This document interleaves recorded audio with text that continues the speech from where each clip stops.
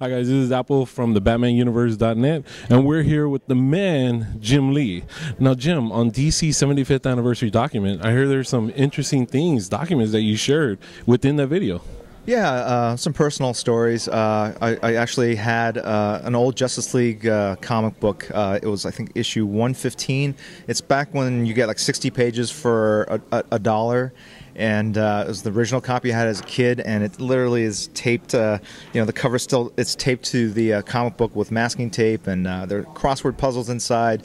And I, kind of half finished all of them, and it was just really an artifact from my past, and when I was a huge DC fan, and how I spent my days like really just rereading these books till literally the covers came off, and doing all the little puzzles inside. Not even, back then I didn't even know that comics were worth anything, so I was just writing, names and character names in the margins of the pages and stuff like that, and just really talking about my personal history with DC Comics. And later, when I sold Wildstorm to DC, kind of the early history with that, and we talked a little bit about Batman too, just sort of obviously associated with the character because of my runs on Batman Hush and All-Star Batman and Robin, but just really talking about how interesting his rogues gallery is. I mean, it's when you think about the Joker and Penguin, I mean, these are all kind of like corny names, but they took these like corny names and these personas, and they could have gone completely campy with them, but instead they've become these sort of not gritty but very kind of dramatic, heavy villains, and some of the best known villains in the world, actually. Right. Now, I know for the modern age, for DC fans, I mean, we've all become, man, Jim Lee, he's working for DC, and that makes us very proud.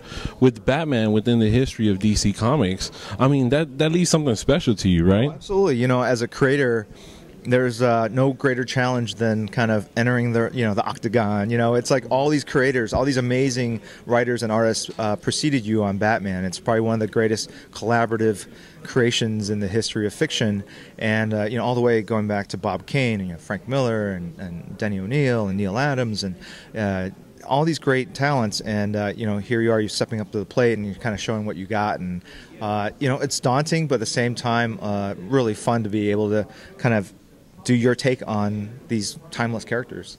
Right, and I think you did step up, Jim. Thank you. There are times, it's funny because I occasionally see the books as people bring them up to be signed, and I'll kind of flip through, and every issue has stuff where I just go, oh, it makes me cringe, like looking at some of the mistakes I drew, but there's all, it's always a challenge. You just never know as you're when you're drawing, like how good or bad it is, because you're kind of blind to the fact that you just kind of, when you create something, you just kind of think it's awesome because you created it, but you really are blind to the fact that it could be awful, and you won't know until after the book's published.